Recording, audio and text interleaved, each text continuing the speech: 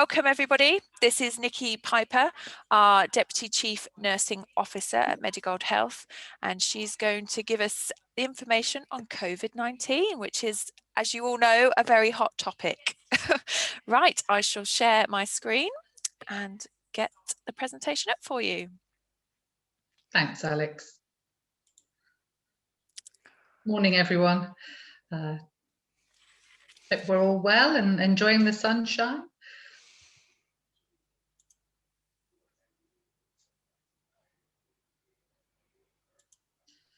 It may feel that the COVID-19 assessments have kind of moved on a little bit from where we were about a year and a half ago, but hopefully what I'm going to talk about kind of will be quite useful. We've got a little bit of information in there as well about the long-term COVID challenges that we're likely to face going forward. I can't see the screen, Alice, so I don't know if it's up there already or... I believe it is up there. Okay. Not a problem. I'll put my screen up. Hopefully you can still see me, and I'll kind of flick through the slides, but I'll also say to you when to change them over so we can both work in tandem, if that's okay. Yes, let me just double check if we can get that up again. Sorry, folks. Sorry, folks, bit of technical difficulties here. It should. Hang on.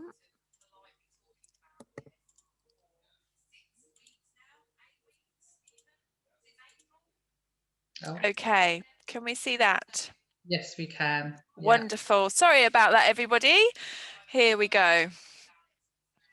Just need to go to the beginning of the pack and then we're ready to go. Lovely. Thanks, Alice even. Thank you. So we're going to talk today about COVID-19 and the COVID-19 assessments that we were delivering during, well, we're still delivering in to some degree during this pandemic period. Thanks, Alice. So what is a COVID-19 assessment? It's an assessment tool that we kind of developed at the very beginning of the pandemic, particularly when people were being told to shield, not sure if they should be at work or not, in respect of those who couldn't work from home as guided by the government. So we worked in conjunction with a group called ALAMA, who are a group of doctors who are specialist qualified in fitness for work, and they developed an assessment tool, which I'll go on to talk about. But obviously COVID-19 came as quite a shock to a lot of people. Some people with serious health conditions were sent off to shield at home with very little guidance as to what that might mean. And so we introduced this COVID risk assessment as we were thinking about coming out of the first lockdown. But we've used it intermittently since then as well, because people were either unwell, so we're off sick anyway, but we're shielding as well. So there was like lots of combinations where this type of assessment was actually quite useful.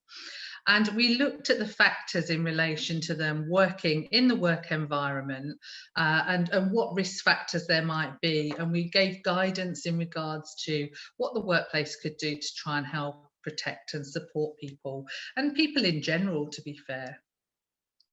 Okay, thanks, Alice. Okay, so we use a COVID risk assessment, which, as I said, was designed by ALAMA, and the risk assessment itself changed throughout the pandemic as we learned more about what was going on, what was the causations, you know, the kind of higher risk behaviours. The risk assessment changed, and it was pulled together by some work, you know, specialists in fitness for work doctors, and they developed this tool and it migrated to what it is today. It's available for any of you to look at if you just type in the ALAMA website, and you'll see the risk assessment tool we've used. It looked at a multitude of factors which would increase the risk to individuals. So some of the factors that we use as part of the assessment is to look at the person's age, look at their ethnic background, because people from ethnic backgrounds do carry a higher risk of contracting COVID. So that's why that was a very relevant question. We also looked at the current illnesses that people have and looked at how they manage those illnesses as well, because that was obviously quite key in the early days. And also gender. Men are more likely to catch COVID than women are. So that added a few more points to their risk assessment. So the risk of assessment flow added up to a variety of points, which would indicate your COVID age. The COVID age itself is often greater than your own personal age, which during the time of these assessments did cause some elements of concerns for people, because we'd added a few years on to their life that they didn't necessarily want. But it was all about looking at the percentage of risk. And we had 3 categories in which we put people into. So there was the low risk, the moderate risk, and the high risk. And obviously the high risk persons were usually those that were left to shield at home. Or if we had no choice, we'd look at options within the workplace where they could work safely, and looked at the bigger picture of how they could commute to get into work safely to reduce the risk of exposure of other people. Thanks, Alice.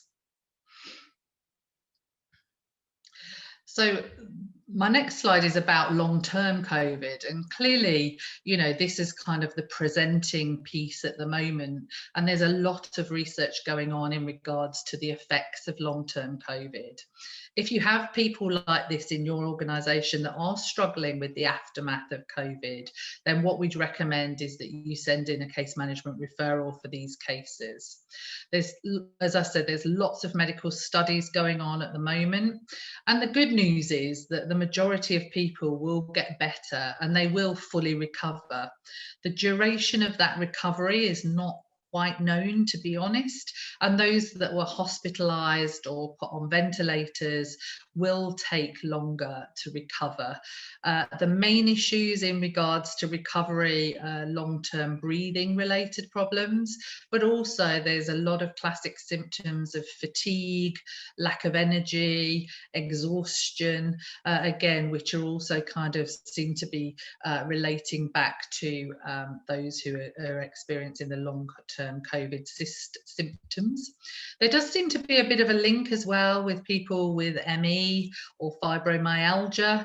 They do seem to take a bit longer as well to recover after having COVID, and that's probably interrelated with the fatigue element of those type of illnesses. But again, as I say, there's a lot of studies, and I'm sure in the fullness of the next 6 months we'll start to see some of the results of those studies, which will obviously help grow and develop the knowledge we have and be able to then look at the longer term prognoses.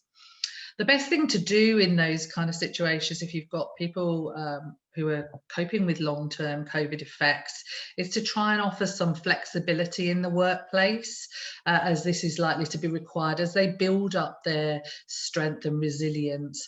The only way to combat fatigue and tiredness is to challenge it, but challenge it slowly.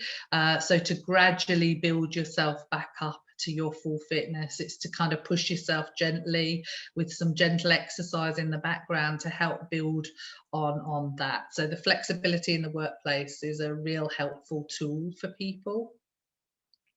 As I did mention earlier, the long-term prognosis does seem positive, but it's a bit like any viral illness. You know, it varies from person to person and dependent upon their state of health prior to getting the COVID.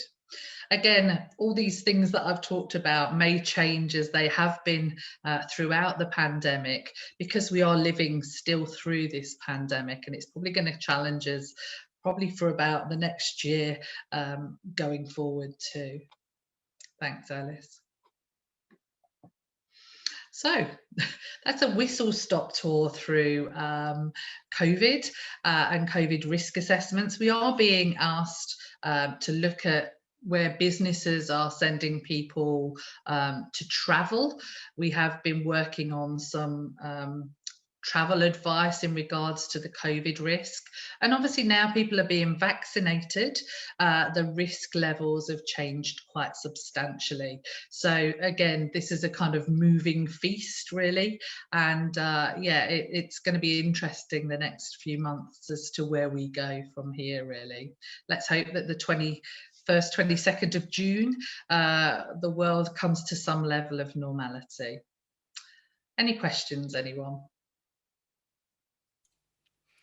If you have any questions, if you can use the Q&A function at the bottom of your screen, and Nikki will answer those for you.